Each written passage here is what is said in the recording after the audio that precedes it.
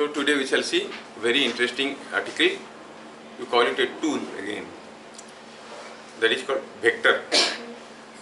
ये foundation courses में vector पढ़ाने का मतलब हुआ कि in your class 8, 9, 10 in this period you hardly give any importance to the direction of the physical quantities available.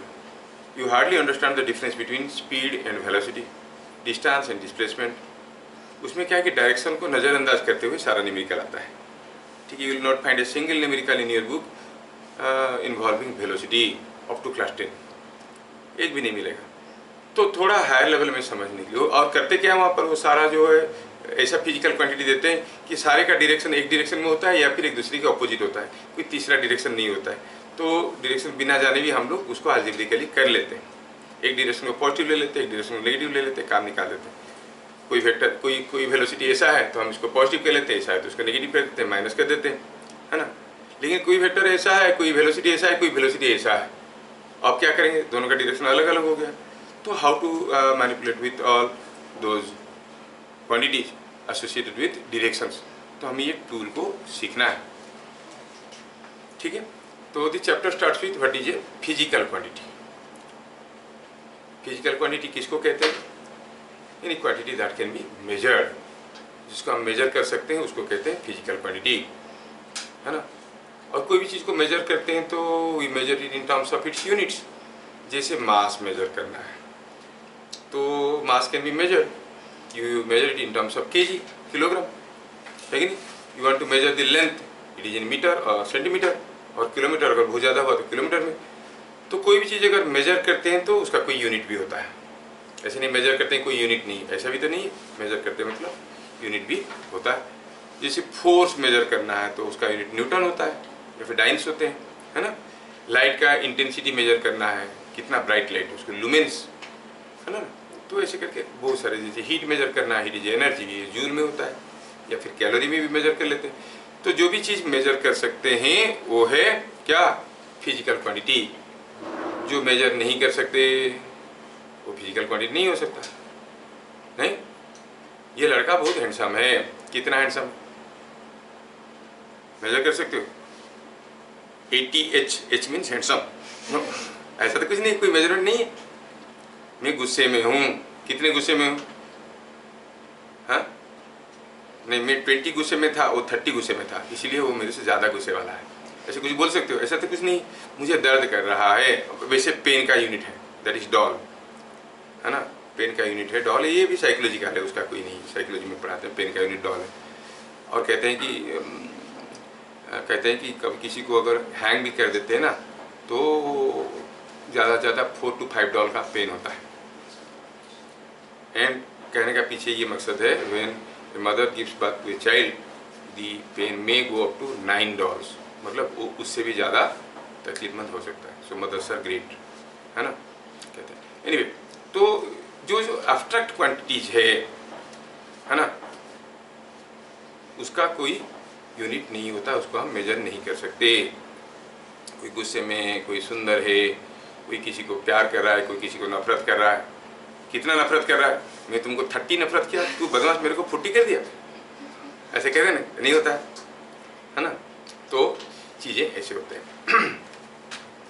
तो we start with the new article that is what is called vector. और इसमें हम लोग पहला चीज देखें कि what is a physical quantity. इसको हम वेक्टर और एंड स्केलर नाम देते हैं.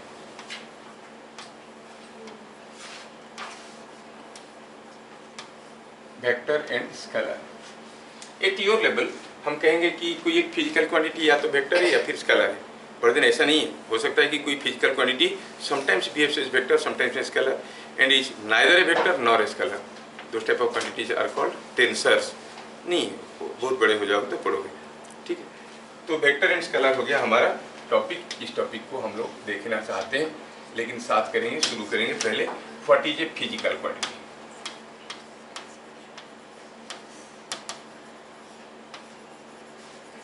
तो फिजिकल क्वांटिटी किसको कहते हैं? Any quantity that can be measured is called a physical quantity. इसको हम क्या कहते हैं? Physical quantity. अब ये फिजिकल क्वांटिटी का डायरेक्शनल प्रॉपर्टीज हो सकते हैं, नहीं हो सकते हैं, डिपेंड करता है कैसा क्वांटिटी है ना. तो ये फिजिकल क्वांटिटी फिर दो किस्म की हो गए. एक हो गया ये फिजिकल क्वांटिटी जो है ये दो किस्म की हो गए. ये हो गया या तो वेक्टर और ये स्केलर. सो दोनों को हम उनकी प्रॉपर्टी से पहचानने की कोशिश करेंगे. अगर कोई एक फिजिकल क्वांटिटी को एक्सप्रेस करने के लिए सिर्फ एक मैग्नीट्यूड होना काफ़ी है तो हम उसको कहेंगे स्केलर क्वांटिटी. उसको कंप्लीटली एक्सप्रेस करने के लिए एक मैग्नीट्यूड के साथ साथ एक डायरेक्शन शो करने की जरूरत पड़ता है तो हम इसको कहेंगे वेक्टर क्वांटिटी. और इसी बेसिस पे आगे बढ़ेंगे. बाद में how to define vector quantity देखेंगे. That is what is not required. फिलहाल फिर देखेंगे हम लोग. तो वेक्टर क्वांटिटी किसको कहेंगे? हम कहेंगे वेक्टर क्वांटिटी क्या है? Vector quantities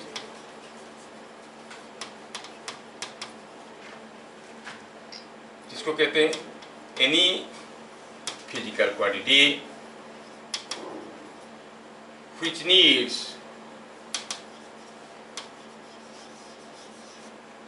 a magnitude and a fixed direction to be completely expressed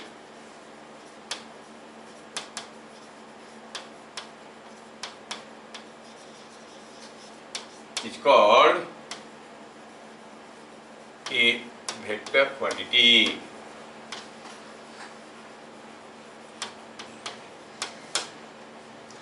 कोई फिजिकल क्वांटिटी जिसको कंप्लीटली एक्सप्रेस करने के लिए need to know a magnitude as well as a fixed direction, तो हम उसको कहेंगे vector quantity. Okay. Vector quantity क्या हुआ? जिसको एक्सप्रेस करने के लिए एक मैग्नीट्यूड के साथ साथ एक फिक्स्ड डायरेक्शन की जरूरत है. वैल्यू मैग्नीट्यूड मतलब उसका वैल्यू कितना है, मतलब कितना हाउ मैग्नीफाइड इट इज, कितना बड़ा है क्वांटिटी. ठीक है. जैसे मैं कहूँ कि यहाँ पर कोई एक ब्लॉक रखा है और मैं आपको कहता हूँ कि चलो आप ये ब्लॉक को पुश करो, तो आपके मन में दो सवाल आएगा. पहला आएगा धीरे से कि जोर से, दूसरा आएगा इधर को कि इधर को, है कि नहीं. That means to express the pushing agent I must specify what is its value और मैग्नीट्यूड. दूसरा हुआ कि डायरेक्शन ऑल्सो. पुशिंग एजेंट को फोर्स कहते हैं. हम कहेंगे आप इधर को पुश करो, you push it to this direction. आपको हाँ तो डायरेक्शन मिला. और कितने जोर से? 10 न्यूटन फोर्स में. दैट मीन्स जो फोर्स है उसको कंप्लीटली एक्सप्रेस करने के लिए एक मैग्नीट्यूड के साथ साथ एक डायरेक्शन बताने की जरूरत हुआ, है ना. तो हम कहेंगे जो फोर्स है वो एक वेक्टर है. समझ में आया? And at your level what is a scalar quantity? Something which is not a vector is a scalar quantity. At आपके लेवल में ऐसे चलेगा, लेकिन जो कि सही डेफिनेशन नहीं है to cover globally all physical quantities, तो हमें वो डेफिनेशन काफी नहीं रहेगा. फिलहाल तो हम लोग ये करके आगे बढ़ेंगे कि force is a vector quantity. क्या बात समझ में आया? हाँ. अच्छा. दूसरा हुआ किसको हम स्केलर क्वांटिटी कहेंगे? स्केलर क्वांटिटी किसको कहेंगे?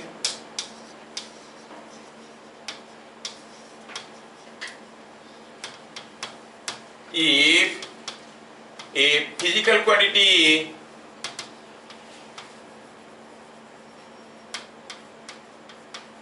can be completely expressed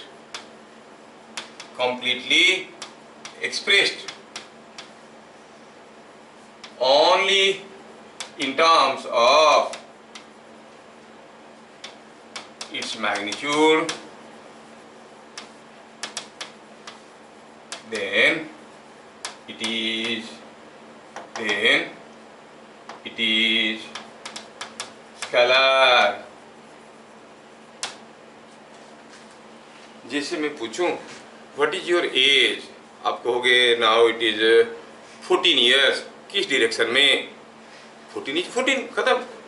नहीं, what is your body temperature, you say 37.5 degree centigrade, in which direction, कोई डायरेक्शन बताने की जरूरत पड़ता है क्या?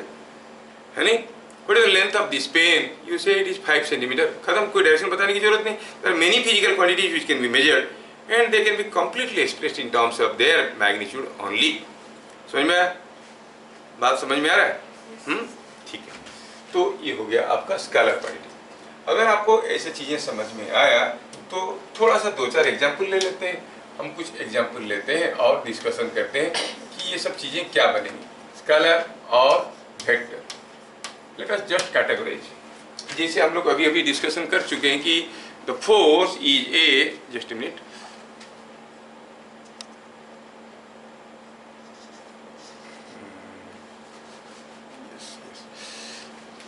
ये थोड़ा टेढ़ा हो गया था, let me set it right. अच्छा, इधर फंस गया था। ओके विथ नाउ,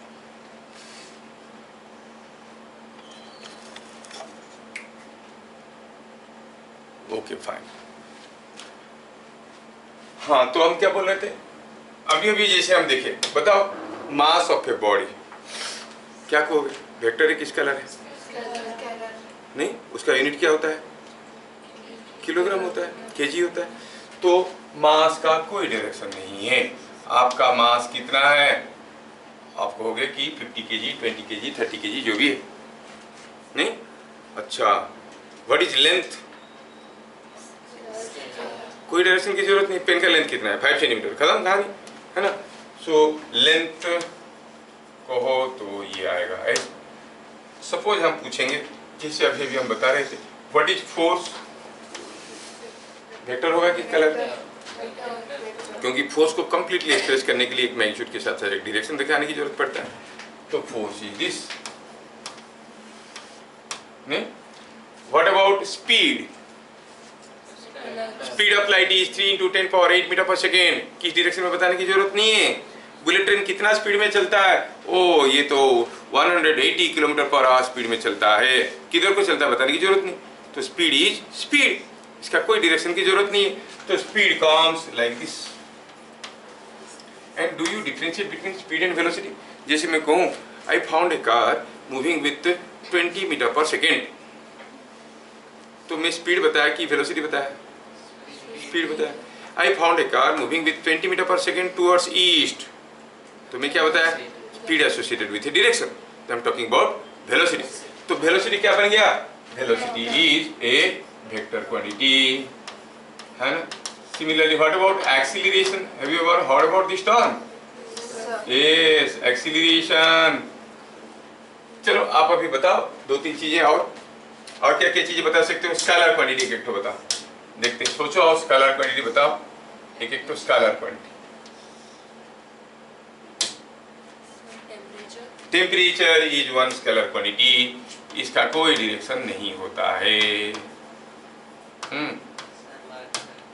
वार्क, अभी तो वार्क क्या है मालूम नहीं है। मालूम है क्या वार्क क्या है? वार्क का फॉर्मूला, ठीक है, वार्क बोलता है तो लिख देते हैं, वार्क इज स्केलर क्वांटिटी। चलो मैं पूछता हूँ, बताओ काइनेटिक एनर्जी। काइनेटिक एनर्जी का फॉर्मूला सबको मालूम है? क्या है वो? Half m v square. उसमें भी क्या है? वॉल्यूम और वोल्टेज और क्या है? वेलोसिटी। हाँ, नो,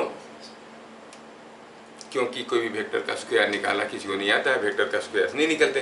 वेलोसिटी वेक्टर है तो v इज नॉट वेलोसिटी, क्योंकि वेलोसिटी होने से उसका एक डायरेक्शन रहेगा। मतलब वेलोसिटी बदल जाएगा तो काइनेटिक एनर्जी बदल जाएगा। आपका कहने का मतलब है कोई चीज इधर को गया, कोई चीज इधर को गया बराबर स्पीड में, तो दोनों का वेलोसिटी अलग हुआ लेकिन काइनेटिक एनर्जी अलग होगा क्या? कोई इधर गया 10 मीटर पर सेकेंड में, कोई इधर गया 10 मीटर पर सेकेंड में, सेम मास, क्या दोनों का वेलोसिटी बराबर है? लेकिन काइनेटिक एनर्जी बराबर हो गया। अगर ये वेलोसिटी को डिपेंड करता है तो काइनेटिक एनर्जी बदल जाना चाहिए। रिमेंबर, v उसमें है speed, not the kinetic energy, not the velocity. Half m v square वाला फॉर्मूले में v क्या है? स्पीड है। तो काइनेटिक एनर्जी क्या होगा? काइनेटिक एनर्जी हो गया आपका क्या, एनर्जी है, किसी भी एनर्जी हो जाए, चाहे वो काइनेटिक एनर्जी हो, पोटेंशियल एनर्जी हो, हीट एनर्जी हो, इलेक्ट्रिकल एनर्जी हो, केमिकल एनर्जी हो, कोई भी energy, energy means scalar quantity, क्योंकि लाइट एनर्जी हो, साउंड एनर्जी, उसका कोई डायरेक्शन होता नहीं है। So it may be kinetic energy और anything, any energy, any type of energy is a scalar quantity. समझ में आया? What about momentum? Have you ever heard about momentum? मालूम है मोमेंटम क्या है? मालूम नहीं। Have you heard about pressure? Pressure क्या होता है? फॉर्मूला फोर्स बाई एरिया, नहीं? तो प्रेशर वेक्टर क्वांटिटी की स्केलर क्वांटिटी है, इट इज स्केलर क्वांटिटी, ठीक है? So pressure is a scalar quantity. बाकी के फिजिकल क्वांटिटी वेक्टर में क्या क्या आएंगे? जैसे displacement, displacement is vector, distance move is scalar, displacement is vector. तो ऐसे कोई एक नया टर्म बता के उसका डेफिनेशन समझा के बताना ये वेक्टर है कि स्केलर है, उससे बेहतर है कि when we will come across the term we will understand the directional properties associated, automatically we will be able to distinguish whether it is a vector और ए स्केलर। तो अभी से क्यों बेकार के मोमेंट ऑफ इनर्शिया क्या होता है, प्रेशर क्या होता है, करंट क्या होता है, लिस्ट बना के रखने की क्या जरूरत है, जबकि तुमको ये टर्म ही मालूम नहीं है कि नहीं? अच्छा, तो फिलहाल आपको थोड़ा सा आइडिया हो गया कि how to distinguish vector and scalar, ठीक है? तो इसमें हम कुछ सिंबल्स यूज करते हैं। क्या सिंबल यूज करते हैं? सिंबल्स को स्ट्रिक्टली फॉलो करना है। अगर हमें कहीं लिखना है वेक्टर ए, सपोज ये फिजिकल क्वांटिटी ए, तो हम ऐसे नहीं लिखेंगे। कैसे लिखेंगे? हम लिखेंगे ए, उसके ऊपर एक एरो मार्क से वेक्टर ए, ये सिंबल यूज करेंगे। मतलब इसको पढ़ेंगे कैसे? Vector A. बात समझ में आ रहा है? अगर कुछ ऐसे लिखा तो क्या पढ़ोगे? वेक्टर पी, है कि नहीं?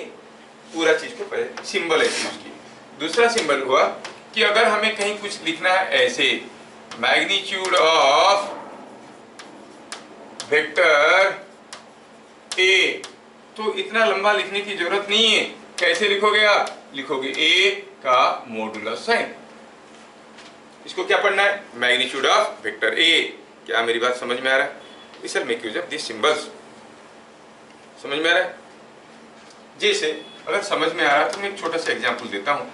सपोज मैं ऐसे लिखा हूँ, क्या आप इसको पढ़ पाओगे? मैं क्या लिखा हूँ देखो तो, क्या लिखा हूँ? Vector A plus vector B. अगर ऐसे कर दिया तो क्या पढ़ूंगा उसको? Magnitude of vector A plus vector B. मान लो कि suppose this is equal to magnitude of this, ऐसे लिखा है। अब इसको पढ़ सकते हो। इसको अगर हम कहें राइट इन वर्ड्स, कैसे लिखोगे? वर्ड में लिखना है। Magnitude of sum of vector A and B is equal to sum of magnitude of vector A and vector B. क्या मेरी बात समझ में आ रहा है?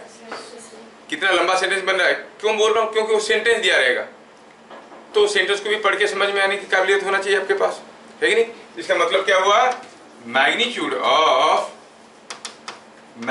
Of sum of vector A and vector B is equal to sum of magnitudes of sum of magnitudes. कौन सा मैग्नीट्यूड्स? वेक्टर ए का एंड वेक्टर बी का मैग्नीट्यूड। क्या मैं समझा पा रहा हूं? Is it understood? तो ये सिंबल्स हम लोग यूज करेंगे। क्लियर? अच्छा, अब वेक्टर के पास मैग्नीट्यूड है और डायरेक्शन भी है, तो किसी वेक्टर के बारे में जो बताएं हमको उसका मैग्नीट्यूड के बारे में बताना पड़ेगा, डायरेक्शन के बारे में बताना पड़ेगा। How to express a vector quantity? There are different forms how to represent. There are 13 different ways to present a vector quantity. 13 different methods है, ठीक है? देखिए उसमें से हम लोग 2 या 3 को पढ़ेंगे। 2 पढ़ेंगे हम लोग, तीसरा अगर आप लोग थोड़ा उछल कूद के करोगे तो तीसरा भी बताएंगे, नहीं तो फिर 2 में लपेट लेंगे, ठीक है? चलिए वेक्टर को रिप्रेजेंट करने का मेथड्स। पहला है ग्राफिकल फॉर्म ऑफ वेक्टर्स और graphical representation of vectors. Graphical representation of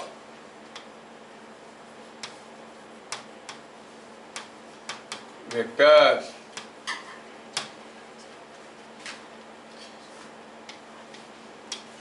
किसी वेक्टर को ग्राफिकली कैसे रिप्रेजेंट करेंगे? तो पहले हम इसको कुछ ऐसे लिखेंगे, in this form the vector is, in this form the vector is represented by an arrow mark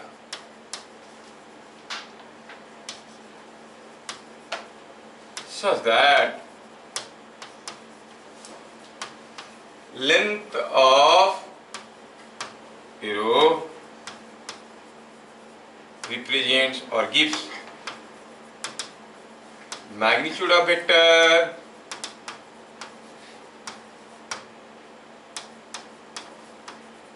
and arrowhead gives the direction.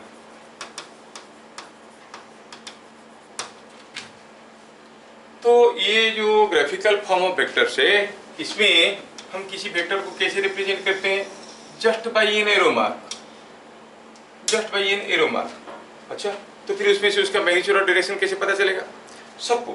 Suppose हम कहेंगे कि यहाँ पर कोई एक वेक्टर को ऐसे दिखाया गया, let me show it here. Suppose हम कहेंगे यहाँ पर कोई एक वेक्टर है जो कि कुछ ऐसे दिखाया गया है। ये कौन सा वेक्टर है? आप कहोगे ये है वेक्टर एफ। अच्छा, तो वेक्टर एफ का मैग्नीट्यूड कितना है और डायरेक्शन क्या है? डायरेक्शन तो दिख रहा है, arrowhead is indicating the direction. Magnitude जानने के लिए क्या करना है? इससे ग्राफिकल अप्रोच आपको दिया गया है ग्राफ में, तो आप पहले इसका लेंथ को मेजर करो। Measure the length of the arrow mark. The length of the arrow mark is going to give you the magnitude of the vector. ये अगर इतना लंबा हुआ तो हम कहेंगे कि ये है क्या? स्केल लो, मेजर करो, मान लो लिखा है 12, ठीक है, सेंटीमीटर में लिखा होगा, न्यूटन इज इन सेंटीमीटर ऐसे कुछ लिखा होगा, जो ग्राफ के लिए दिया है 1 न्यूटन इज 1 सेंटीमीटर ऐसे कुछ दिया होगा values.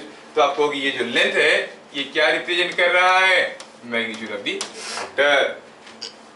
Length of the arrow mark represents magnitude of the vector. Arrowhead indicates the direction. क्या ये चीजें सबको समझ में आया? Is it understood? तुम्हारा ये सार में दम नहीं है। किसको किसको नारियल पानी पीना है बोलो, पिलाते हैं। आवाज नहीं आ रहा? समझ में आया? हाँ, अब पी के आए कुछ लोग।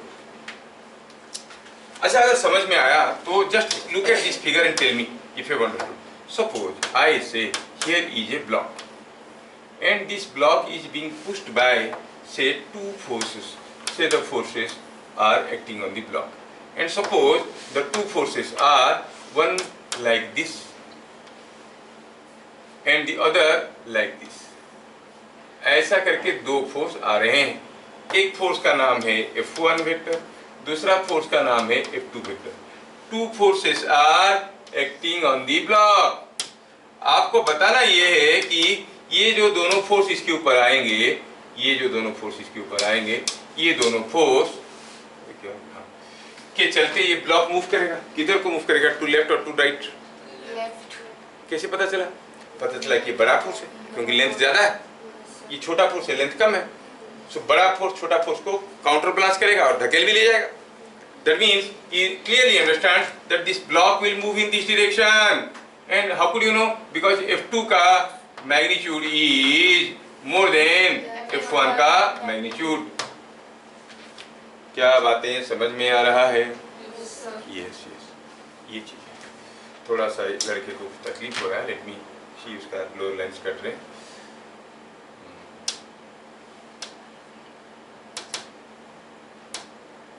Yes, fine. अरे ये ऐसा समझ में? Is it understood?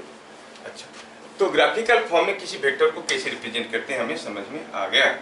चलिए अब चलते हैं नेक्स्ट पार्ट में। थोड़ा कुछ एग्जाम्पल्स लेते हैं। सपोज हमें लिखना है कोई velocity vector, call it v1। क्या है? से वेलोसिटी ऑफ से 10 मीटर पर सेकेंड टू ईस्ट। वेलोसिटी है तो स्पीड के साथ साथ हमें डायरेक्शन बताना पड़ेगा। v2 क्या है? v2 is another vector. क्या है? वेलोसिटी ऑफ से 12 मीटर पर सेकेंड टू से नॉर्थ ईस्ट। ये भी समझ में आ रहा है? नहीं? अच्छा, v3 क्या है? इट इज वेलोसिटी ऑफ से 8 मीटर पर second towards 30 degree west of south। ऐसे करके दिया है। Now these vectors are given in words. I want to write them in graphical form। तो क्या करना पड़ेगा? हर एक को एक एक एरो मार्क से करना पड़ेगा, नहीं? चलिए मैं यहाँ पे क्या करता हूँ, पहले मैं ईस्ट वेस्ट नॉर्थ साइड बनाता हूँ। इफ आई से दिस इज व्हाट इज, ओह बहुत मोटा हो गया। अच्छा, suppose I say this is a case where I draw, this is north south है, ये ऐसा है। You know this is what is east, this is west, this is north and this is south।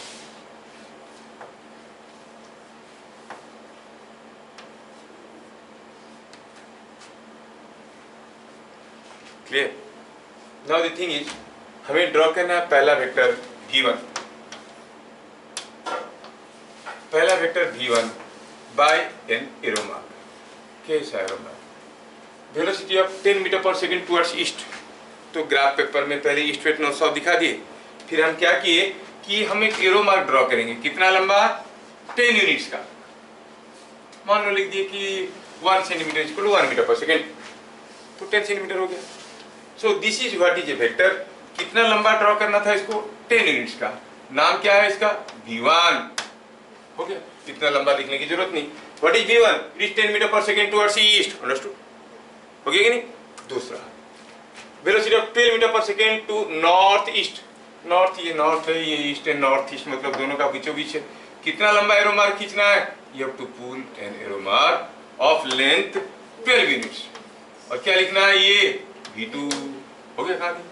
ये अगर north east है, obviously ये दोनों angle कितने कितने होंगे? 45 डिग्री होंगे, नॉर्थ ईस्ट, है ना? अच्छा, तीसरा देखो तो, वेलोसिटी ऑफ 8 मीटर पर second towards 30 degree west of south. ये थोड़ा सोचने वाली चीज है। ये चीजों को बताने के लिए बाकी दोनों का मैं सहारा लिया। 8 मीटर पर सेकेंड कितना लंबा खींचना है? 8 यूनिट्स का। किधर को? Towards 30 degree west of south. ये वेस्ट है, ये साउथ है ना? ये साउथ का, ये साउथ है तो ये हो गया east of south. This is west of south. West of south मतलब साउथ का वेस्ट के तरफ 30 डिग्री।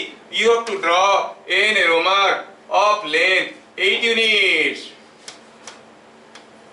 कैसे? 30 डिग्री वेस्ट ऑफ साउथ। क्या मेरी बात समझ में आ रहा है? This is what is v3। You must be feeling acquainted with this type of wordings। Am I able to explain you all? हाँ? तो हम कहेंगे कि 8 मीटर पर second towards 30 degree west of south. अगर सचमुच तुम लोगों को समझ में आया तो क्या आप मुझे बता सकते हो what is this vector? Suppose I say here is one more vector. क्या है वो vector? You say it is same as v4। और क्या है ये दिया है 20 डिग्री। और ये वैल्यू कितना दिया है? वैल्यू दिया है 18। What you say about v4? v4 is velocity of 18 metre पर second towards 20 degree north of west. West का नॉर्थ की तरफ 20 डिग्री। इधर क्लियर? सबको समझ में आ रहा है? चलो बढ़िया। पॉइंट नंबर 3 में जाते हैं। और कोई वेक्टर अगर हमें दिया गया है तो सिमिलर वेक्टर्स को कैसे ड्रॉ करेंगे? सपोजिंग हम कहेंगे कि दिया है कि ये है वेक्टर ए, ऐसे करके दिया हुआ है कोई एक वेक्टर है ए।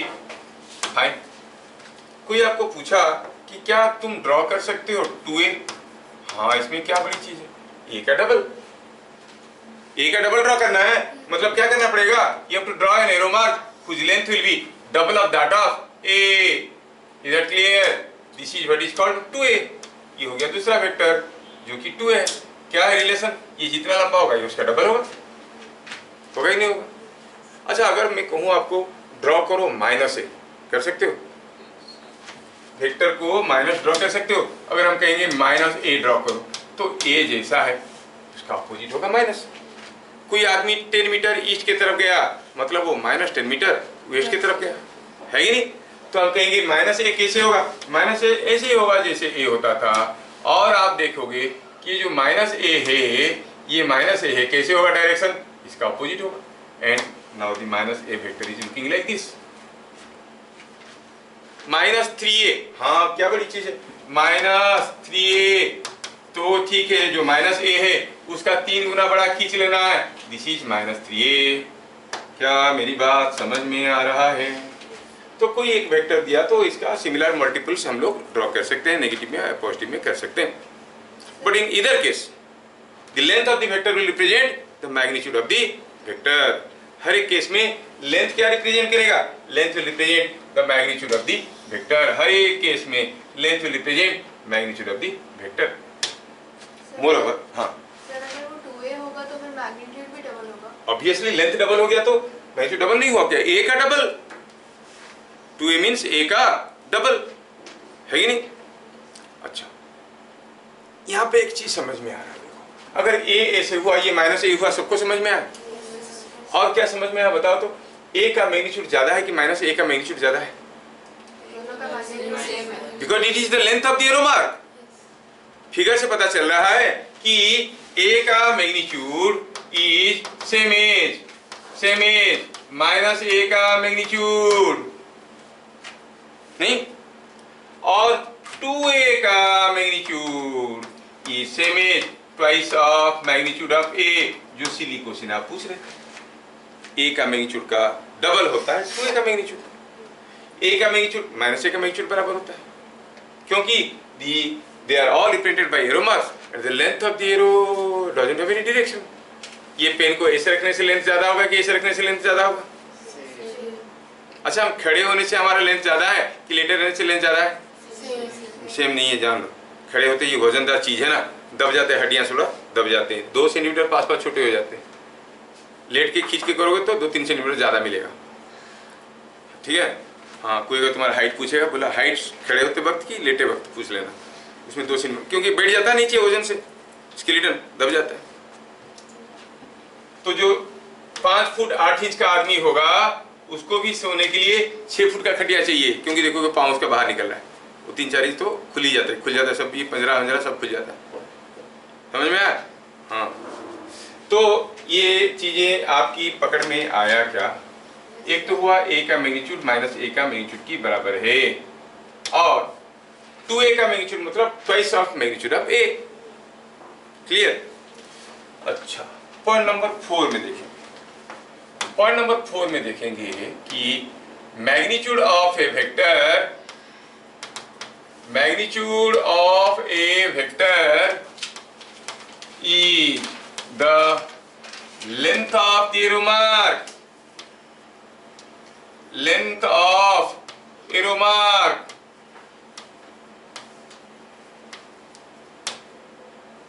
and length cannot be negative। जब मैं आपको कहूंगा कि draw a line of length 5 centimetre, okay will draw a line of length -3 centimetre, can you draw? Length को नेगेटिव कैसे कर सकते हो, है कि नहीं? Length can not be negative. तो क्योंकि लेंथ नेगेटिव नहीं हो सकता, therefore magnitude of a vector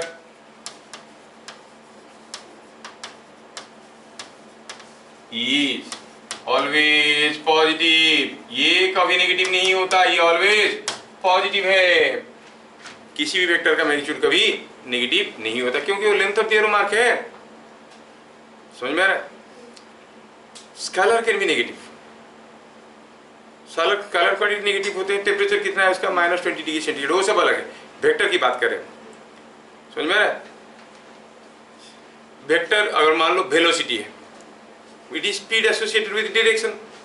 हम अगर कहेंगे कि वेलोसिटी का मैग्नीट्यूड क्या है, आप कहोगे it is same as speed, है कि नहीं? कोई आदमी 20 मीटर पर सेकंड में टुवर्ड्स ईस्ट जा रहा है, स्पीड कितना है? 20 मीटर पर सेकंड, है कि नहीं? Speed can not be negative but velocity can be negative.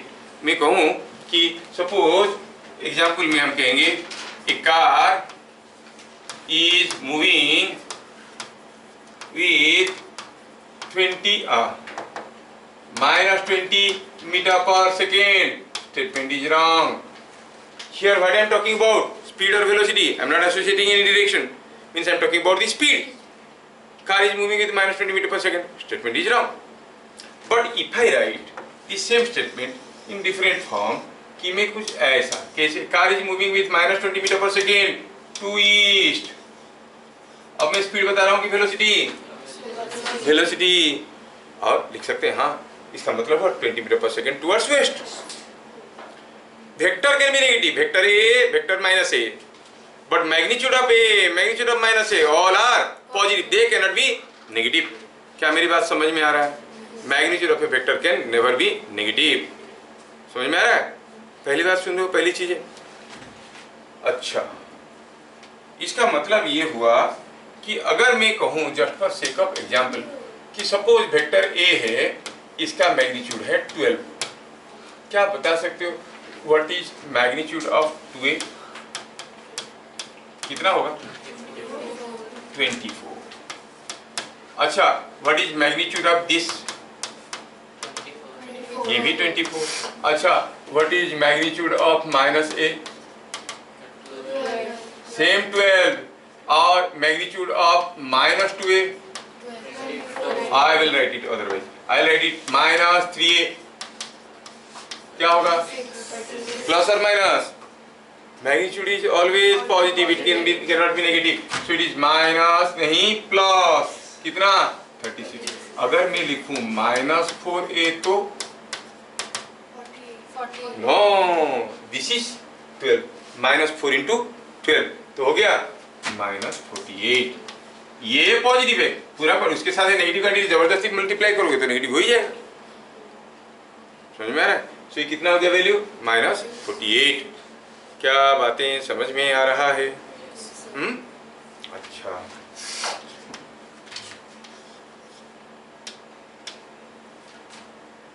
तो चलिए कुछ एक दो छोटे छोटे क्वेश्चन देखते हैं, उसके बाद नेक्स्ट इंपॉर्टेंट थिंग देखेंगे, that is component of a vector.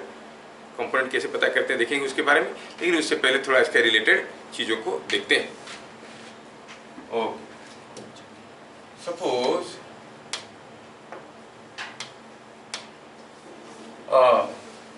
A man move 20 meters towards 30 degree east of north. A car moves in opposite direction for 100 meter. Draw the displacement of car. Car का displacement को आप draw करिए। ये लोग phone क्यों कर देते हैं? we'll see to it. Displacement of car, ठीक है। अरे यार, क्या मेरी बात समझ में आया? क्वेश्चन समझ में आया? आपको क्या ड्रॉ करना है? Displacement of the car. आदमी किधर गया और what is the displacement of the car? Draw करके दिखाओ। Right it in words, right it in words.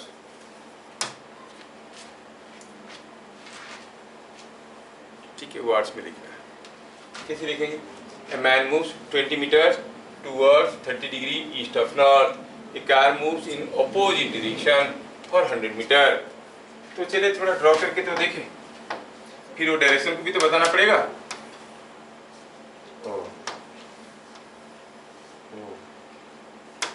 अब इसमें हुआ यूं है कि पहले आदमी किधर गया, 20 metre towards 30 degree east of north. 30 degree east of north मतलब किसके साथ 30 डिग्री करेगा? 30 degree east of north, north का ईस्ट की तरफ 30 degree, means he goes something like this, north का ईस्ट की तरफ 30 डिग्री। ये हो गया नॉर्थ का ईस्ट की तरफ 30 डिग्री, मतलब नॉर्थ का ईस्ट की तरफ 30 डिग्री। कितना दूर गया? 20 मीटर। और वो आदमी अपोजिट गया, कार अपोजिट गया तो इधर गया। Are you getting? कितना दूर गया?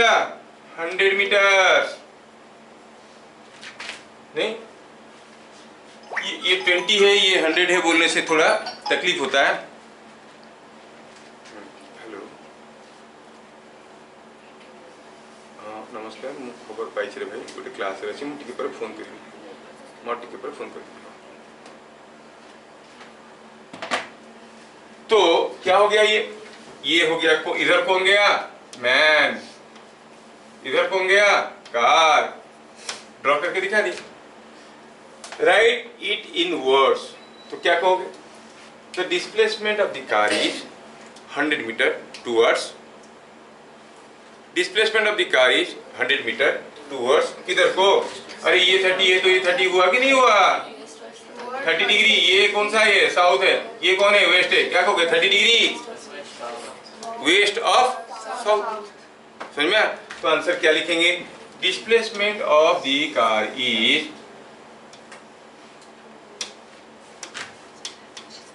Displacement of car is 100 metre towards 30 degree west of north, south, west of south, west of south. क्या ये ग्राफिकल फॉर्म सबको समझ में आया? बड़ा इंटरेस्टिंग है। And our class is up to 8:45, isn't it? कि 8:30 क्या है मालूम नहीं, डिनर नहीं मिलने वाला, खाली क्लास। नहीं सर, अगर डिनर मिलेगा तो 9 बजे तक रहेंगे, ऐसा तो नहीं है ना?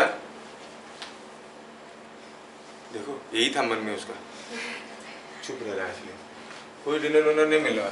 नंबर, अब चलो समझते हैं what is component of a vector.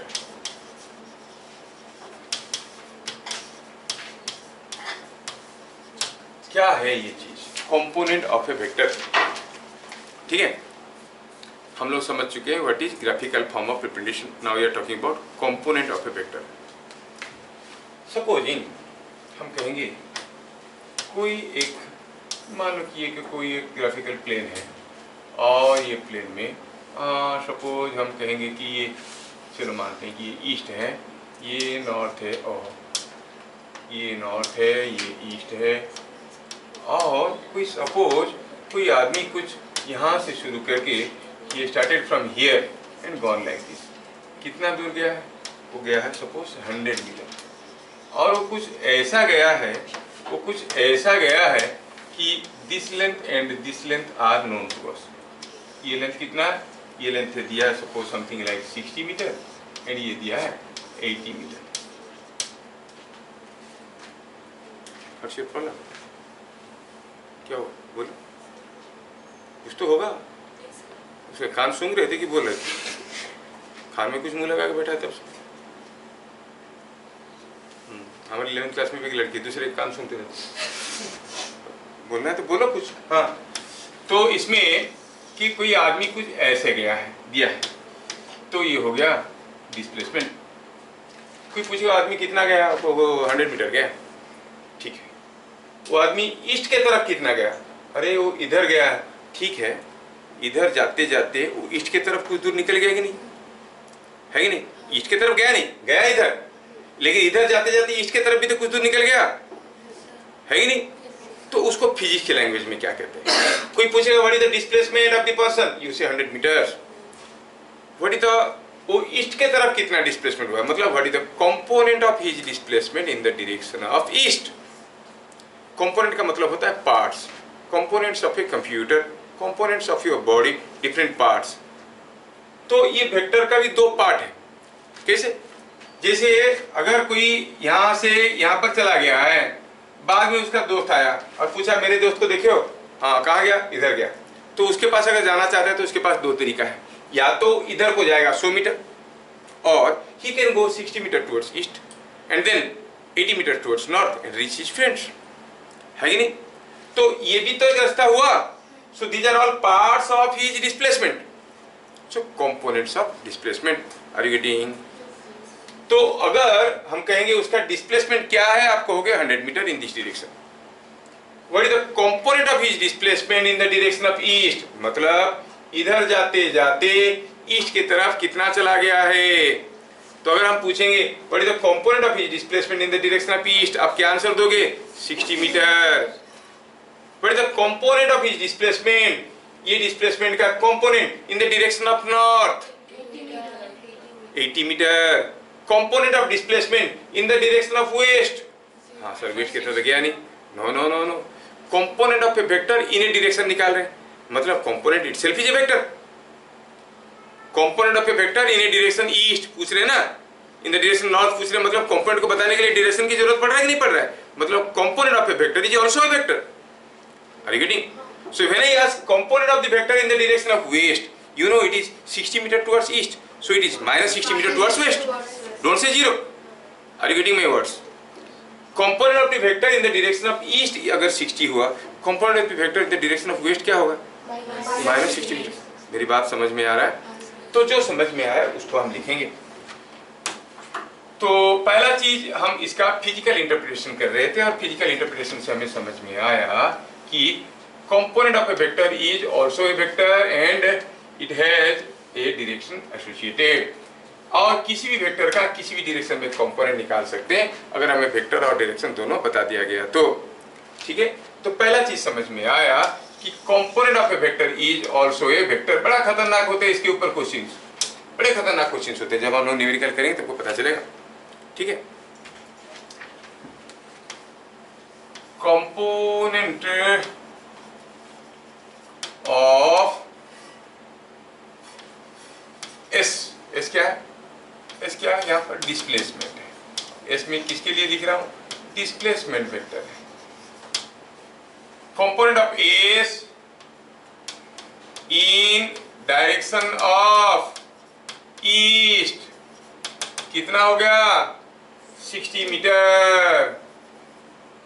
Component of vector in direction of west कितना होगा?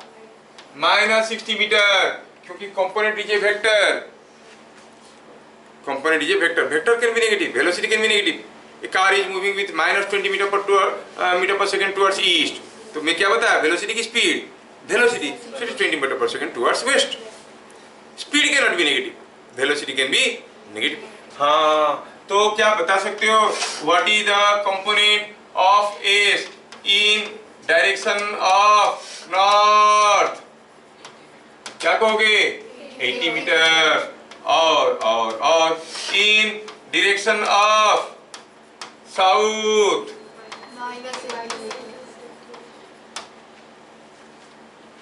समझ में आ रहा? ये हुआ फिजिकल इंटरप्रिटेशन, ठीक है। चलो थोड़ा इसको फिजिकली फील भी करते हैं। फील करते हैं, कैसे फील करते हैं? जैसे मान लो यहां पर कोई एक इफेक्ट को देखते हैं। सपोज एक वॉल है और कोई कार यहां से जा रहा है, you are seeing the top view, आप ऊपर से देख रहे हो, समझ रहे हो? You are looking from the top view से देख रहे हो। सपोज एक वॉल है और आपने देखा कि यहाँ पर कोई एक कार है, ये कार है, ये कार है, ठीक है। गंदा कार हो गया, इतना डिजाइन करने की कोई जरूरत नहीं, नानो ले लेते हैं, नानो सिंपल होता है, नानो। ये कोई एक कार है, ये कार क्या हुआ, ये कार इधर जा रहा है विथ सम वेलोसिटी। अब ऊपर से देख रहे हो और हुआ क्या है कि जो कार है वो जा रहा है इधर, is not going straight towards the wall but it is going like this, है कि नहीं। और अब ऊपर से देख रहे हो और आप देख रहे हो कि ये है हमारा ईस्ट, और दिया है कि ये जो ईस्ट है, अरे कैसा ईस्ट बना है, ये जो ईस्ट है ऐसा है, ये है ईस्ट और ये सपोज नॉर्थ है, ऐसा करके दिया है, this is north and this is east. Now you think and tell me, ये कार से जाएगा तो वाल के साथ टकराएगा ही टकराएगा नहीं, एक हजारस एक्सीडेंट होगा। लेकिन कितना हजारस एक्सीडेंट होगा, क्या वो सिर्फ उसका वेलोसिटी के ऊपर डिपेंड करता है? मान लो सिर्फ वेलोसिटी को डिपेंड करता है, मान लो कि वो ऐसे जाता तो कौन कार का ज्यादा हजार होगा? सोचो सोचो, फिर करो और बताओ। ये है पहला कार जो सीधा ऐसे जा रहा है, ये वाला कार जो सीधा ऐसे जा रहा है। चलिए इसको थोड़ा और छोटा करते हैं, ये कार है जो ऐसे जा रहा है, और दूसरा कार है जो बगल में है इसका, लेकिन ये कुछ ऐसे जा रहा है। कैसे बताओ? दोनों बराबर स्पीड में जा रहे हैं लेकिन ऐसे जा रहा है। तो और तीसरा कार भी है, जो भी जा रहा है वो भी जा रहा है उतनी स्पीड में, लेकिन किसका सीवियर एक्सीडेंट होगा आपको बताना है। ये तीसरा कार है जो कि कुछ ऐसे जा रहा है, तीनों बराबर स्पीड में जा रहे हैं और तीनों जाके वाल कैसे टकराएंगे? किसका सबसे ज्यादा हजार होगा?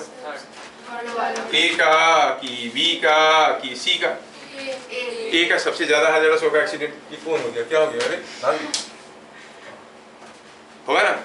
मतलब ये कार कितनी हजारस एक्सीडेंट को फेस करेगा, ये डिपेंड करता है कि ये वाल की तरफ कितने जोर से जा रहा था। ये वाल की तरफ ज्यादा जोर से जा रहा था कि बी वाल की तरफ ज्यादा जोर से जा रहा था कि सी वाल की तरफ ज्यादा जोर से जा रहा था? सबसे ज्यादा स्पीड में ये जा रहा था। बी कितने स्पीड में जा रहा था? What is the component of velocity in this direction? Are you getting? B भी वाल की तरफ जा रहा है, लेकिन what is the component of velocity of B in the direction of wall? That will decide. आपको लग रहा है ये जोर से मारेगा, मतलब इसका कंपोनेंट ज्यादा है, इसका कंपोनेंट उससे कम। अगर कोई अगर ऐसे जा रहा होगा तो वो तो बगल से ही निकल जाएगा, उसको कुछ नहीं होगा, उसका कंपोनेंट जीरो है कि नहीं? किस डायरेक्शन में? Towards the wall. किसका कंपोनेंट? वेलोसिटी का कंपोनेंट। समझ में आ रहा है? तो कितना हजारसली एक्सीडेंट होगा, इट ऑल डिपेंड्स कि what is the component of velocity towards the wall, है कि नहीं? हाँ, क्योंकि ये इस वेलोसिटी में जाने के साथ साथ, कौन? ये जो बीच वाला कार जाने के साथ साथ इधर भी जा रहा है और इधर भी जा रहा है। It has got some component of velocity towards east as well as towards north. The component of velocity towards east will decide how hazardous the accident will be. अगर ये कंपोनेंट ज्यादा हुआ तो जोर से मारेगा, कम हुआ तो धीरे से मारेगा। जीरो हो गया तो जीरो कैसे हो सकता है सर? हाँ हो सकता है। ये अगर कोई चीज ऐसे जा रहा है, सपोज ऐसे कोई चीज सीधा ऐसे जा रहा है, what is the component in this direction? कोई आदमी इधर गया, वो ईस्ट की तरफ कितना गया? एकदम नहीं गया, तो सीधा नॉर्थ की तरफ गया, जीरो गया उसका component. Are you able to feel the things? समझ में आ रहा है कि नहीं आ रहा है? आ रहा है। तो as long as you don't feel, it is physics. हलवा थोड़ी है कि नोट कर लेंगे, फॉर्मूला लगा देंगे, नहीं, यू मस्ट फील इट, तभी जाकर आप यूज करो। समझ में आ रहा है? सोचो में तो मान लो कि एक वेइंग मशीन है, जस्ट सोचो ये एक वेइंग मशीन है, कंपोनेंट को फील करना।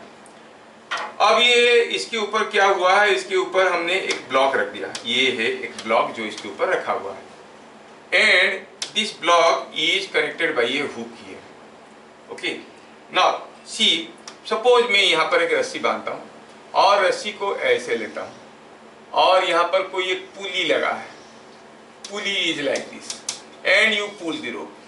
यू पहलवान, you stand here and pull. हाथ थोड़ा लंबे है क्योंकि आपका नाम कानून है, कानून का हाथ लंबा, ये खींच रहा है, समझ रहा है? ये जब ऐसे खींचेगा तो ये उठेगा। मान लो कि ये खींच रहा है, आदमी कितने फोर्स में, कितने जोर से खींच रहा है? 100 न्यूटन में खींच रहा है, लेकिन इसका जो वजन है मान लो कि 1000 न्यूटन है। अगर ये नहीं खींचता तो यहाँ पर क्या दिखा था? 1000। अगर ये आदमी नहीं खींचता, 1000 रखा था, 1000 दिखाएगा। भाई हाँ या ना? अगर ये आदमी 100 में खींचा तो क्या दिखाएगा? 900 दिखाएगा, थोड़ा हल्का हो जाएगा, खींच ले, वजन कम हो गया। इतना तो समझ में आ रहा है? अच्छा, अब ये जो खींचने वाले आदमी था, ये इसको थोड़ा हम जगह आप बदल दें। ये पहला केस है जो आपको समझ में आया, जिसमें हम इसको 100 न्यूटन में खींचे, आदमी को भगाओ, गंदा आदमी है, ठीक नहीं दिख रहा है, ये आदमी नहीं खींच रहा है, कोई इसको खींच रहा है, कितने जोर से, ऐसे खींच रहा है। तो अब रीडिंग क्या दिखाएगा, ये अगर 1000 न्यूटन का ब्लॉक है, ये अगर 1000 न्यूटन का ब्लॉक है, अब ये रीडिंग क्या दिखाएगा,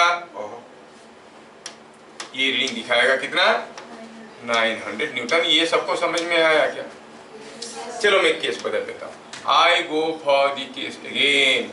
I draw the same case here.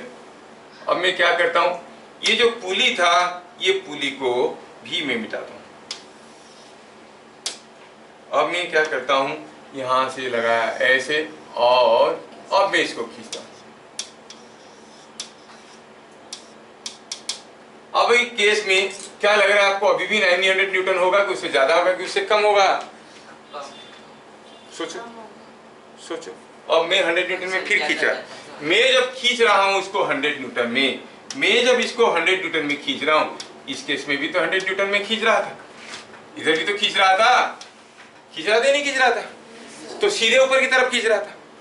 लेकिन अब जो 100 न्यूटन में खींच रहा हूं, ये हल्का हो जाएगा, क्यों? क्योंकि इधर को कितने जोर से खींच रहा हूं उसके ऊपर डिपेंड करता है। मैं इधर को 100 न्यूटन खींच रहा हूं, तो what is the component of pulling in the vertically upward direction? That is what is going to reduce the weight. बात समझ में आ रहा है? जब मैं इधर को 100 न्यूटन में खींच रहा हूं, मैं इधर को भी खींच रहा हूं और इधर को भी तो खींच रहा हूं, मैं इसको स्लाइड करने की भी कोशिश कर रहा हूं, उठाने की भी कोशिश कर रहा हूं। मेरा entire effort is being splitted into two parts. There are two components. A component in the vertically upward direction, other in the horizontal direction. Are you getting? तो अब ये जो कंपोनेंट है, किसी भी वेक्टर का कंपोनेंट वेक्टर से बड़ा हो सकता है क्या? Component is A part. क्या तुम्हारा बॉडी का कोई एक पार्ट तुमसे बड़ा है? Is it possible? जैसे वो आदमी 100 मीटर गया था, his component in the direction of east, क्या 100 से ज्यादा हो सकता है? कभी भी नहीं हो सकता। So component of this vector in the upward direction must be less than 100। तो यहाँ पर जो रीडिंग होगा वो 900 होगा कि 900 से ज्यादा होगा कि 900 से कम होगा? क्योंकि अभी जो मैं खींच रहा हूँ ऊपर की तरफ वो 100 से कम है। यहाँ पर कितना हो रहा था?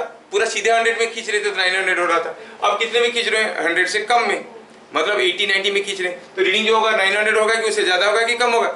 ज्यादा होगा। जैसे जैसे आप इसको टेढ़ा करते हुए जाओगे, फिर देखोगे कंपोनेंट घटने लगा है, रीडिंग बढ़ने लगा है। एक समय आएगा अगर आप इसको सीधा ऐसे खींचोगे सीधा, तो what is the component of this pulling force in the upward direction? कोई अगर वेस्ट की तरफ गया है तो नॉर्थ की तरफ कितना गया? अरे वेस्ट की तरफ गया, नॉर्थ की तरफ कितना जाएगा? कुछ नहीं गया, मतलब ऊपर की तरफ एकदम नहीं खींचा। तो रीडिंग में क्या चेंज आएगा? कोई चेंज नहीं आएगा। क्या दिखाएगा? पूरा 1000 न्यूटन। अरे रीडिंग, हाँ, ये बात समझ में आ रहा है? फिर करो चीजों। सपोज ये कोई एक इंक्लाइन प्लेन है, यहाँ पर कोई एक ब्लॉक रहेगी, सारा चीज आपके न्यूमेरिकल में आने वाले हैं। आगे आगे न्यूटन्स लॉ वगैरह हम लोग पढ़ेंगे, सब न्यूमेरिकल बन के भूत बन के आके सामने खड़े होंगे, ठीक है? तब आपको समझना पड़ेगा चीज क्या है। ये कोई एक ब्लॉक यहाँ पर रखा है। अब ये जो ब्लॉक है, इस ब्लॉक के ऊपर एक फोर्स आ रहा है नीचे की तरफ, जिसका जो इसका वेट है। लेकिन जब ये ब्लॉक को हम इधर छोड़ देंगे, वो फिसल के इधर आता है। जब वेट इधर को खींच रहा है तो इधर जाना चाहिए, इधर क्यों जाता है?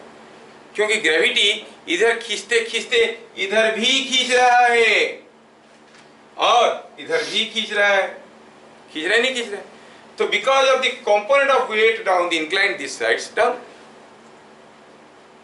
बात समझ में आ रहा है?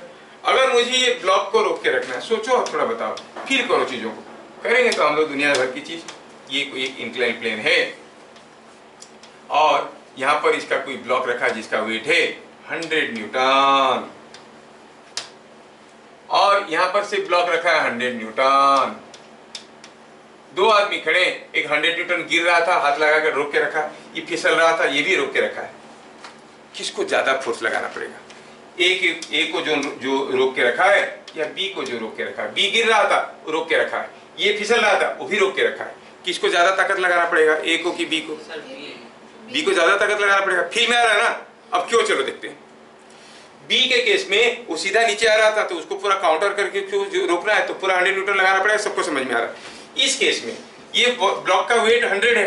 अब छोड़ दो तो ये ब्लॉक फिसल के नीचे आ रहा था, छोड़ दो तो ये ब्लॉक फिसल के नीचे आ रहा था। क्यों? क्योंकि ये ग्रेविटी इसको ऐसे खींचने के साथ साथ इधर को भी खींच रहा था, और इसको क्या कहते हैं, component of weight in this direction. And you know component of a vector is always lesser than the vector, और in most case equal to the vector, अगर सेम डायरेक्शन में कंपोनेंट पूछ लिया तो, है कि नहीं। तो कंपोनेंट कभी इससे बड़ा हो नहीं सकता। मतलब ये जो चीज है ये 100 है कि 100 से ज्यादा है कि कम है, तो फिर आपको रोक के रखने के लिए 100 न्यूटन लगाना पड़ेगा क्या, उसे कम फोर्स लगाना पड़ेगा, जबकि इसको पूरा 100 लगाना पड़ेगा। Are you getting? और अगर ये ब्लॉक जमीन पे रखा है, उसको रोक के रखने के लिए क्या फोर्स लगाना पड़ेगा, कुछ नहीं लगाना है, क्योंकि वेट ऐसा है, weight has no component in the horizontal direction, straight downwards. Horizontal direction में कंपोनेंट क्या है, जीरो। क्या ये कंपोनेंट वाली चीज आप लोगों को फीलिंग में आ रहा है? So going back to the discussion again, जो चीजें हम लोग देखे, क्योंकि ये सारा आपको फिजिक्स में फील करना पड़ेगा न्यूमेरिकल करने के लिए।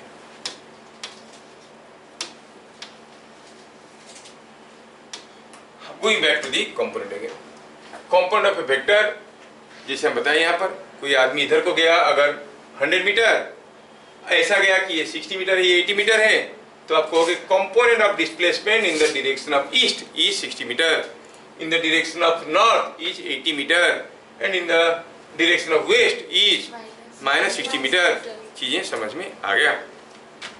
वेल, अगर हमें दिया गया है कंपोनेंट निकालना है किसी एक वेक्टर का, और वेक्टर हमें दिया गया है, तो वेक्टर हमें दिया जाएगा तो दो तरीका है, या तो ग्राफिकली देगा और इनवर्स देगा। इनवर्स में लंबे लंबे देते नहीं, हम तो ग्राफिकली करते हैं। सपोज हमें निकालना है finding component in graphical form. Suppose हम कहेंगे कि हमारे पास ये कोई एक डायरेक्शन है, ये दूसरा डायरेक्शन है, और ये है ईस्ट, ये है वेस्ट, ये है नॉर्थ एंड साउथ। सपोज हमारे पास कोई एक वेक्टर है, दिया है कि जो वेक्टर है इसका कंपोनेंट पता करना है। You need to find out the component of this vector. ये क्या है, चलो ये वेक्टर ए है या फिर वेक्टर एस है। आपको किसी ग्राफ पेपर में इसे नॉर्थ ईस्ट ड्रॉ कर दिया, एक वेक्टर भी ड्रॉ कर दिया और दे दिया, बताओ ये वेक्टर का मैग्नीट्यूड कितना है, आप क्या करोगे? Take a scale, measure the length, length represents magnitude, so simple, है कि नहीं? ये सब मैं अगर ड्रॉ करके आपको दे देता हूँ, स्केल पेंसिल प्रोट्रैक्टर दे देता हूँ, और पूछता हूँ कि बताओ what is the magnitude of displacement, you can simply major the length and you say that is the vector का मैग्नीट्यूड, है ना। अभी मैं पूछूंगा what is the component of this displacement in the direction of east, कैसे करोगे, क्या करोगे? इतना ही दिया गया, स्केल पेंसिल प्रोट्रैक्टर दिया गया, component of the vector in the direction of east. क्या था component of the vector in the direction of east? ये मतलब ये चीज चाहिए हमें। ये चीज कैसे कर निकालेंगे बताओ? हम क्या करेंगे, I to know the component of the vector in the direction of east, मुझे यहाँ से और यहाँ से ऐसे ड्रॉ करना है। ये जो प्रोजेक्शन मिला, ये जो इंटरसेप्ट मिला, ये जो शेडो इसका मिला, इसको हम कहेंगे component of displacement in the direction of east. तो ग्राफिकली कंपोनेंट निकालने का तरीका क्या हुआ? To find the component of a vector in any direction, draw perpendicular from the head and tail of the vector onto that direction, whatever intercept, projection or shadow you are getting here, that is what is the component of the vector in that direction. Are you getting? समझ में आ रहा है? तो graphically component निकालेंगे, फिर numerical भी निकालेंगे, लोग फॉर्मूला लगा के निकाल देंगे, कुछ भी फिगर वगैरह की जरूरत नहीं, धीरे धीरे we are step wise we are doing. So component of a vector in any direction, क्या लिखा? लिखे component of a vector in any direction is given by projection of the vector on that direction। करना क्या होता है? Drop perpendicular from the head and tail of the vector to that direction, whatever length is you are getting here, that is what is the component of the vector। अगर मैं कहूं ये head है, तो ये कंपोनेंट का ये भी हो गया आपका हेड। मैं कंपोनेंट को ड्रॉ करना चाहता हूं, थोड़ा देखना चाहता हूं कि दिखेगा कैसे ये कंपोनेंट। ये कंपोनेंट कुछ ऐसे दिखने वाला है, मैं थोड़ा और मोटा भी कर देता हूं so that you can visualise. Yes, ये है, ये हेड यहाँ पर है और टेल यहाँ पर है, मतलब जो शेडो होगा उसका हेड यहाँ पर होगा। अगर इस वेक्टर को मैं नाम देता हूं ए बी, तो ये जो ए बी वेक्टर है, ये ए बी वेक्टर है वो क्या चीज है? वेक्टर ए बी क्या है? वेक्टर ए बी इज, आप कहोगे A B vector is the vector और it is component of vector S in direction of east. क्या मेरी बात समझ में आ रहा है? ये जो ए बी है ये क्या रिप्रेजेंट कर रहा है? इस कंपोनेंट ऑफ, ये भी एक वेक्टर है, it is component of S in direction of east, है ना?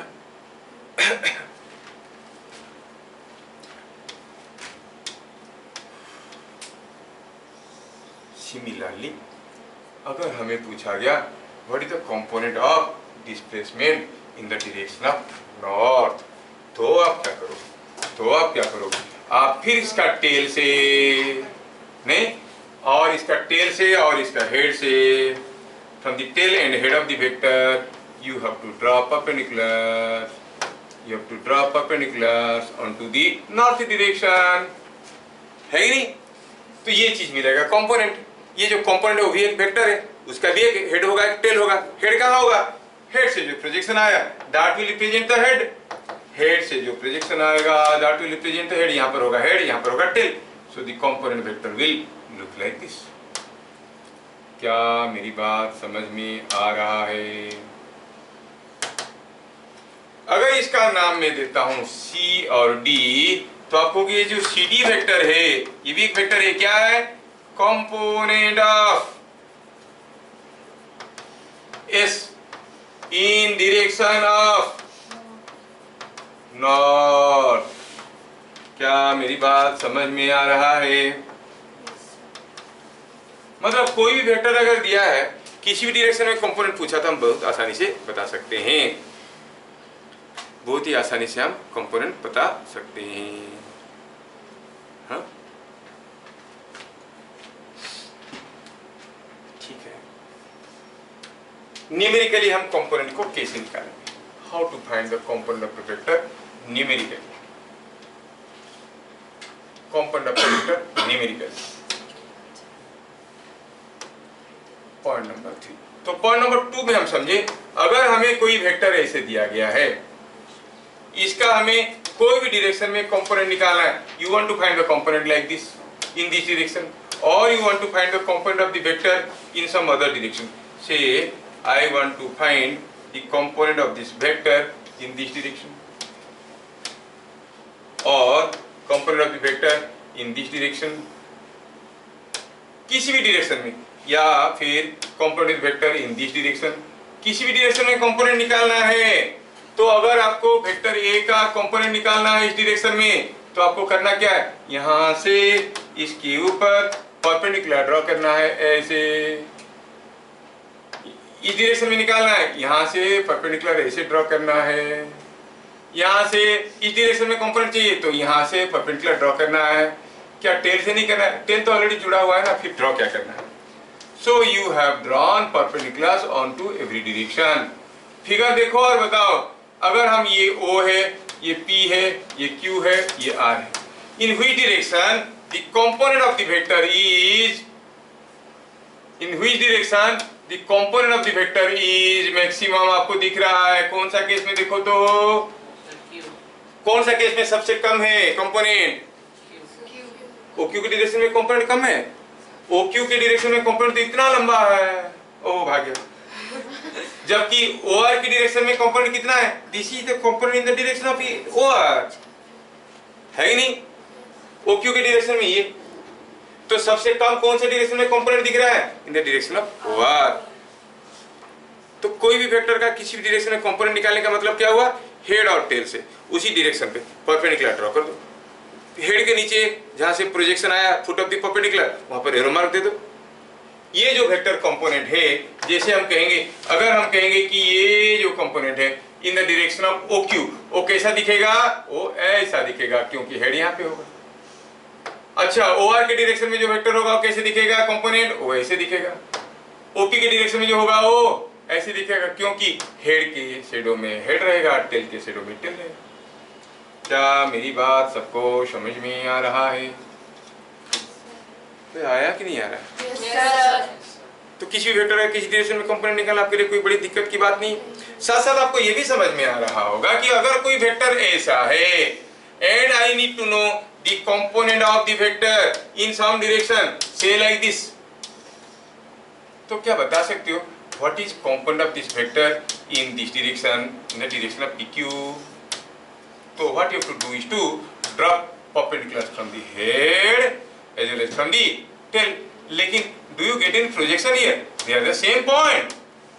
जैसे यहाँ पर हेड और टेल का फुट ऑफ द परपेंडिकुलर अलग अलग पॉइंट्स बनते थे, यहाँ पर अलग अलग पॉइंट बन रहे हैं क्या? नहीं बन रहे, they are the same point. So what is the length of the component? 0। मतलब ये हुआ कोई अगर नॉर्थ की तरफ जा रहा है, हम बेवकूफ की तरफ पूछेंगे बताओ वो ईस्ट की तरफ कितना गया? अबे नॉर्थ की तरफ जा रहा है तो ईस्ट की तरफ कहाँ जाएगा? नॉर्थ ईस्ट में गया होता तो शायद हम ईस्ट की तरफ कितना गया हम पूछेंगे, है कि नहीं? अभी कोई अगर इधर जा रहा है तो इस डायरेक्शन में कंपोनेंट क्या हुआ? 0। तो थोड़ा इसको जनरलाइज करते हैं कि for any vector the component in A perpendicular direction is always 0। कोई वेक्टर अगर ऐसा है उसका परपेंडिकुलर डायरेक्शन में कंपोनेंट क्या होगा? 0। कोई वेक्टर ऐसा है इस डायरेक्शन में 0, कोई वेक्टर ऐसा है तो इस डायरेक्शन में 0। परपेंडिकुलर डायरेक्शन में हरदम कंपोनेंट 0 होता है। ये स्टेटमेंट याद रखना। For any vector the component of the vector in a direction perpendicular to the direction of vector is always 0। वही चीज को हमें लिखना है। सो क्या कंक्लूजन मिला? Component of a vector in any perpendicular direction is always 0. Component of a vector in any perpendicular direction is always 0. क्या बातें समझ में आया? Is it understood?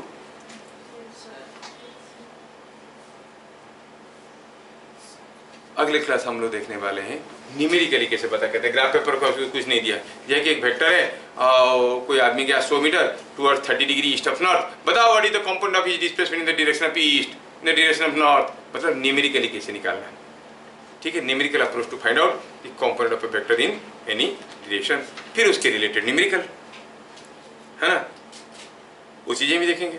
और उसके बाद हम लोग चलेंगे धीरे से पढ़ने में what is addition of vectors. फिर मिलेंगे अगले क्लास, तब तक के लिए जय हिंद।